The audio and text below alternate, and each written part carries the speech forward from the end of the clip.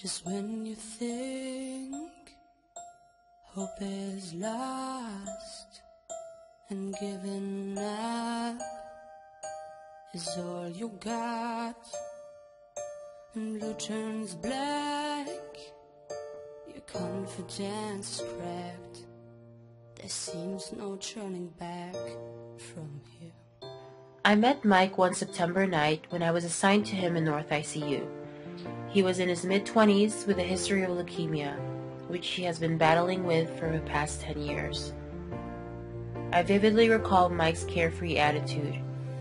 He was a pleasant and attractive young man, always smiling and surrounded by family members. Mike enjoyed telling stories, especially about his dreams and his passion for life. I initially took care of him as he was recovering from his bone marrow transplant. For a couple of days, he was doing well and progressing to be discharged from North ICU. I didn't hear about him for a few months, and one night after working 3 12-hour shifts, I was assigned to him once again. His recent admission to the unit 2 days ago was for full-blown sepsis. On this night, the charge nurse decides that Mike should be assigned to me as I have history taking care of him before. As I was receiving report during the change of shift, I looked inside the glass mirror at him and did not recognize the vibrant and happy young man that I had previously worked with. The room was also filled with family, looking equally exhausted and drained. As I was preparing myself for a mentally and emotionally rough night, I heard the previous shift mention, "He is now DNR and he may pass away on your shift." I became paralyzed and apprehensive as I have connected quite a bit with him and his family during the past few months. I summoned the courage to enter the room quietly and sadly and say hi to everyone. It's hard not to question at that moment, what could we have done? Could we have done more for him? Inside I was yelling, why? He's so young and had so much life in him. How is it that this is the end? As the night wore on, it was so hard not to feel useless. He was my only patient for the night. There were no labs to be drawn, no medications to be given, no orders to fulfill, just to provide comfort. Around 2 a.m., Mike's blood pressure started dropping to 60s over 40s. He was no longer responsive, and I started to notice Cheyne-Stokes breathing. The family was now quiet, occasionally dozing off, taking turns sitting next to Mike, and sometimes walking out to take a break. I went inside the room to assess Mike and overheard a conversation about funny things Mike would do. I thought this would be a good time to ask the family, what other good things can you share with me about Mike? Almost immediately, random stories of pranks, unique hobbies, and bucket lists came flooding in from every corner of the room.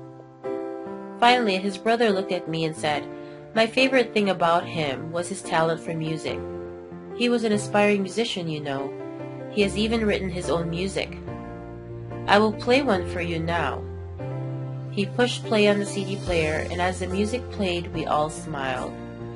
It was Mike playing beautifully on an acoustic guitar, singing a melody about not giving up, but deciding to move on. As we all listened to the words, it had a calming but overwhelming message of goodbye and hope. My chest swelled up quickly as Mike sang his goodbyes to all his loved ones. Tears soon rolled out of our eyes and sobbing followed. The night dragged on and on. Mike's vital signs continued to drop, and it became a waiting game of when he would finally pass. The mother kept asking, do you know how long? How much longer? I embraced her and gave her a moment to cry out.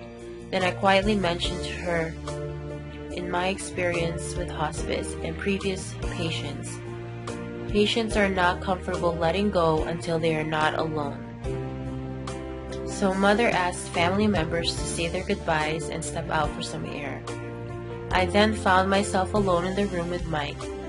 I proceeded to stand next to him and hold his hand and whispered in his ear, everyone is left, and it is okay to let go now if you are ready. I waited a few minutes and went over the computer to update my charting. After about 10 minutes, his respirations dropped to 4 per minute. and oxygenation saturation became undetectable. He was bradycardic in the 30s, and finally, I took a couple of minutes to thank God to have the opportunity to have met someone like Mike and his family. I then called the resident on duty to confirm his passing and notified social work and chaplain as well. A few minutes later, the family strolled back into the unit, and Mom reached out to me and gave me a tight hug and said, "Thank you for helping us through this experience." It was so hard to feel gratified at that moment, but I replied with, "It was an honor getting to know and care for him. Thank you for sharing him with me." What I did was not at all extraordinary. Nurses do it all the time. However, in retrospect, that experience taught me that in times when I may feel insignificant as a nurse, someone values the little things as your presence in a hard situation as just what they needed.